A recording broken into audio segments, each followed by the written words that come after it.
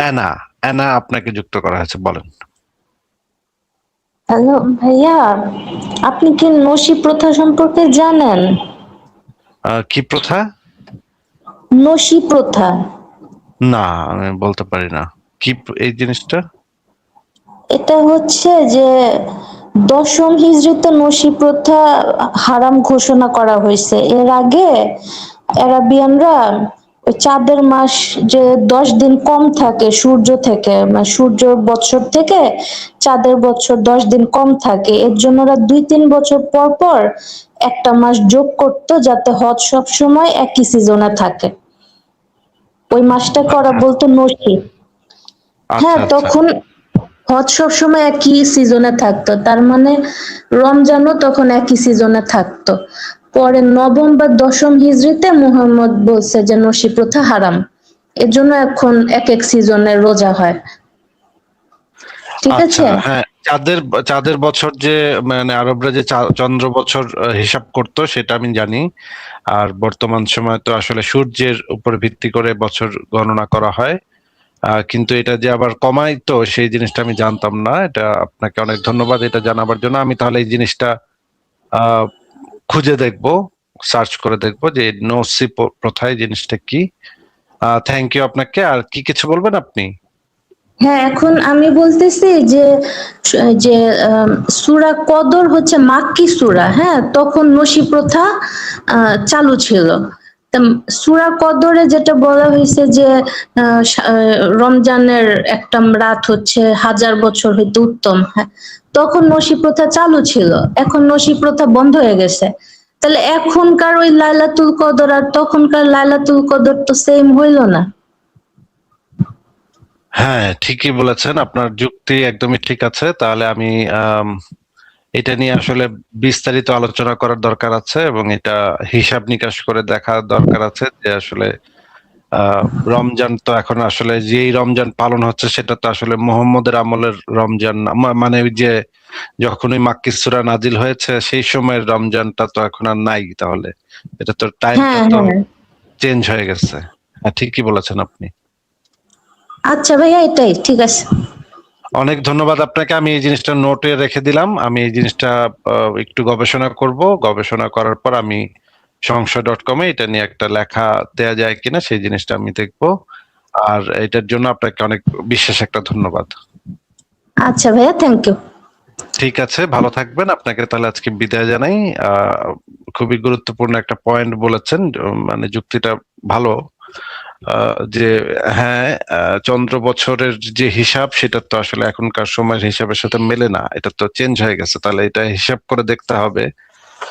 আমি হিসাব করে দেখবো এই জিনিসটা। পরের জনকে দেখি। সত্যের পথে আপনাকে যুক্ত করা হয়েছে, বলেন।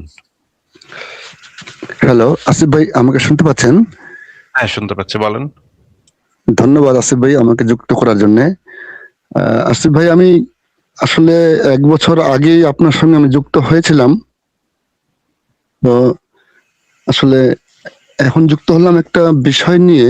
আসলে আমি একটু হতভম্বই হয়েছি আপনার কয়েকটা ভিডিও দেখে। আসলে আমি একটু হতভম্ব হয়েছি আর কি।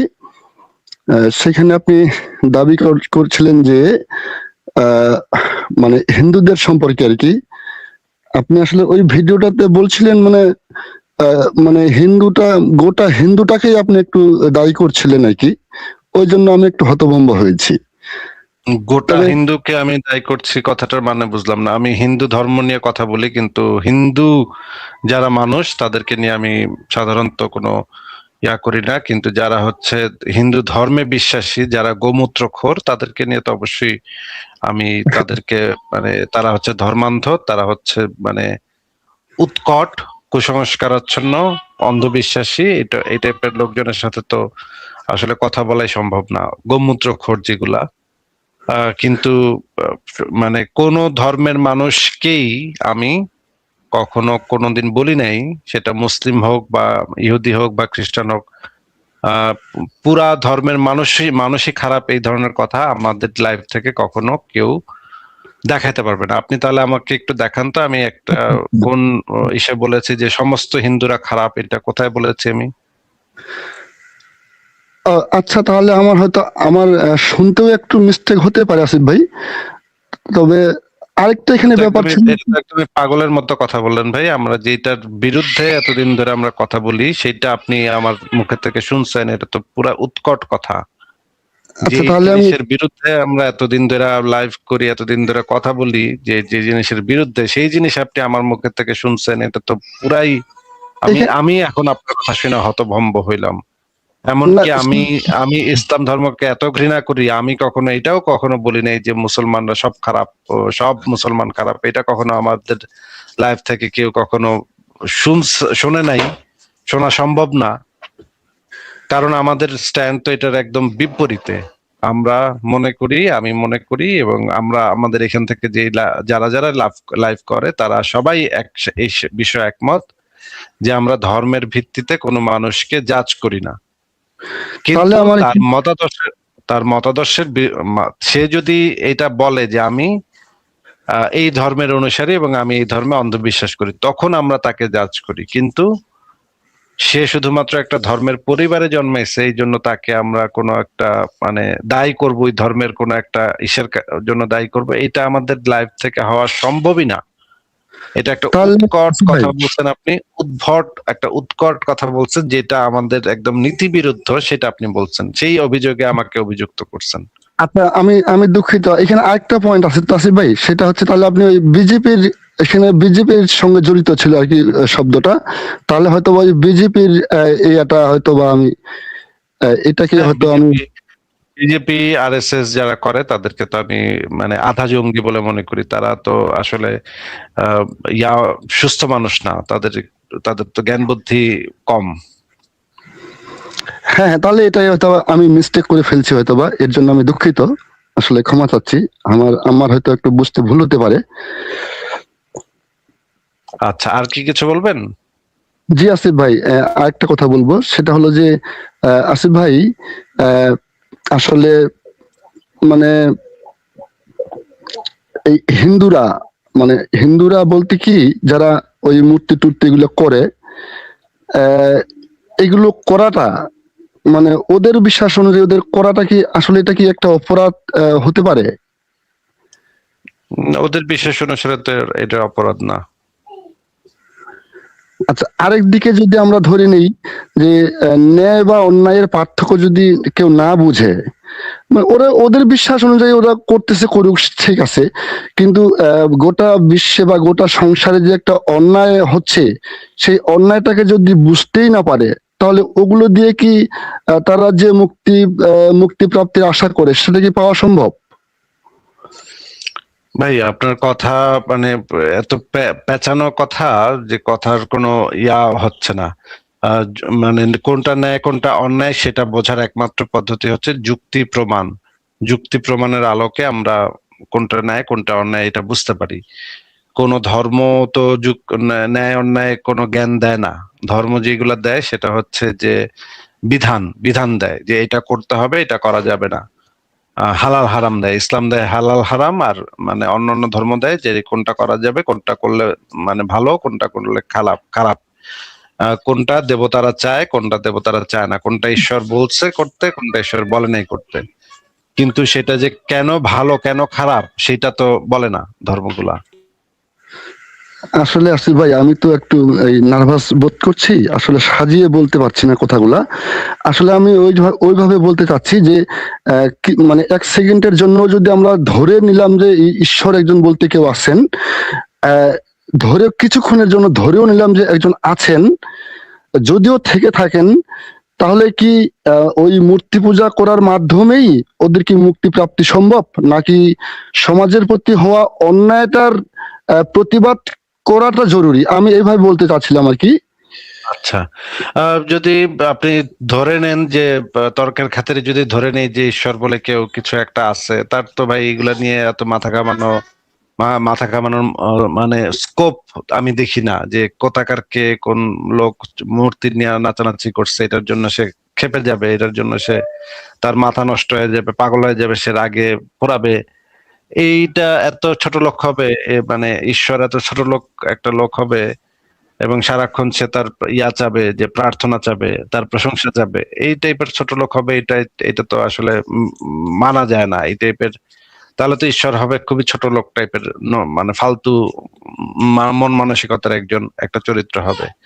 তো এই জিনিস মানে কে মূর্তি পূজা করলো কে করলো না, তার থেকে তার কাছে ইম্পর্টেন্ট হবে কে অন্য মানুষের উপকার করতেছে, কারা মিলেমিশে থাকতেছে, কারা ভ্রাতৃত্বের মাধ্যমে থাকতেছে, সেটা তার হওয়া উচিত। কিন্তু এটাও যৌক্তিকভাবে বলা যায় না। হইতে পারে ঈশ্বর এরকম যে ঈশ্বর একটা ইভিল ঈশ্বরও হইতে পারে, এক ঈশ্বর এমনও হইতে পারে যে সে হয়তো মারামারি দেখতে চায়, মানুষে কপাকপি করবে, মারামারি করবে, এটা সে দেখতে তার ভাল লাগে। এটা তো ভাই আমরা যৌক্তিক ভাবে বলতে পারি না, কিন্তু আমরা মানে আমাদের যে প্রত্যাশা, সেই প্রত্যাশা অনুসারে ঈশ্বরের তো মানে মানবিক হওয়া উচিত। হ্যাঁ বলেন। জি জি, এটাই আছে ভাই, ঠিক আছে। এটাই আসলে আমিও একটু নিজেই আসলে এগুলো বিচার আমিও করছিলাম। আপনাদের লাইভ তো সেই অনেকদিন থেকেই শুনছি, আর গত বছর এই সময়ে আপনার সঙ্গে আমি যুক্ত হয়েছিলাম। তো আহ, এটা তো আসলে আসিফ ভাই আমারও খুব তো আমি আর বেশি কিছু বলবো না। আর একটা কথা শুধু জানতে চাচ্ছি আসিফ ভাই, সেটা হলো আমার আজকে আজকে সোমবার, ওই গত বৃহস্পতিবারের সন্ধ্যা 8:30টার সময় আমার দাদা অর্থাৎ আমার বৌদি উনি মারা গেছেন। তো উনি মারা যাওয়ার আগে মানে 3 দিন আগ থেকে আহ, উনি আমাদেরকে বলছিলেন যে আমাকে নিতে আসছে, মানে অনেক কিছু দেখতেছে। আসলে আসিফ ভাই এইটা কি কি জন্য হতে পারে, আপনি এটা কি মনে করেন আসিফ ভাই? কি হয়েছে? একজন দেখতে আসছে, বুঝলাম না জিনিসটা কি বললেন। মানে গত বৃহস্পতিবারে ওনার অসুখ ছিল, তো 3-4 বছর থেকে তো গত বৃহস্পতিবারে উনি মারা যান। তো মারা যাওয়ার 2-3 দিন আগে থেকে উনি কিছু এই কথাগুলো বলে মানে খুব বলছিলেন যে আমাকে ওরা মানে নিতে আসছে, ওই দেখ অনেকগুলো লোক আসছে, আমাকে ধর, এই কথাগুলো উনি বলছিলেন। উনি মারা গেছিলেন কিন্তু বৃহস্পতিবার রাত্রে। তো 2-3 দিন আগ থেকে এই ধরনের কথাগুলো উনি বলছিলেন। তো এইটা কি কারণে হতে পারে, মানে এই কথাগুলো উনি কি কারণে বললেন, এটা আমি জানতে চাচ্ছি। তার মৃত্যু ভয় থেকে তিনি দেখেন, মানুষের মস্তিষ্ক হচ্ছে খুবই আহ জটিল একটা মানুষের মগজ হচ্ছে খুব জটিল একটা জায়গা, হ্যাঁ, জটিল একটা জিনিস। মস্তিষ্ক অনেক কিছু বুঝতে পারে, আপনার বডির ফাংশন কিরকম, কোথায় কিরকম হচ্ছে, সেটা মস্তিষ্ক আগে টের পায়। আপনার ব্রেন আসলে টের পায় যে আপনার শরীরের কোথায় কি হইতেছে। আপনাকে হয়তো সেই জিনিসটা সে জানায় না সব সময়, আপনার অবচেতন ভাবে সেই ইনফরমেশন গুলা মস্তিষ্কের কাছে থাকে যে আপনার বডিতে কোন জায়গায় কি মেকানিজম হইতেছে, সেটা কি ঘটতেছে আপনার বডিতে। হ্যাঁ, এখন আপনি যেন প্যানিক না হয়ে যান, এই জন্য মস্তিষ্ক অনেক সময় আপনাকে সেই ইনফরমেশন গুলো দেয় না। এবং মস্তিষ্কের কিছু অঞ্চল থাকে, যে অঞ্চলগুলো হচ্ছে যুক্তির কাজ করে, যুক্তিবিদ্যার কাজ করে। উনি হয়তো বুঝতে পারছে ওনার মানে উনি হয়তো অবচেতন ভাবে বুঝতে পারছে যে ওনার শেষ সময় চলে আসছে, ওনার বডি আর কাজ করতেছে না, বা বডির ফাংশন গুলা অকেজো হয়ে যাচ্ছে। এই জন্য সেই জিনিস, এই মৃত্যু ভয় থেকে সে হয়তো এই কথাগুলো বলছে। তার হয়তো এই সময়ে তার মস্তিষ্ক ঠিকভাবে কাজ করছিল না, এই জন্য সেই এই কথা বলছে। এখন তো আপনার ওই জিনিসটা তো ওনার সাথে যদি আমি চেক করে দেখতে পারতাম, তাহলে আমি আরো ভালোভাবে বলতে পারতাম, কিন্তু দূর থেকে তো ভাই এত কিছু বলা যায় না। জি জি, ধন্যবাদ আসিফ ভাই। আমি উত্তর পাই গেছি। আসলে এই এই আপনার যে ভাবনাটা, এটাও আমিও ভাবনা মানে মনের ভিতর ধরে নিচ্ছি যে এরকমটাই হচ্ছে ওনার সাথে হয়তোবা। তবে আসিফ ভাই, গত বছর এই টাইমে এই সিজনে আপনার সঙ্গে আমি কথা বলছিলাম, সেদিন 5-6 মিনিট সময় দিচ্ছেন আপনি।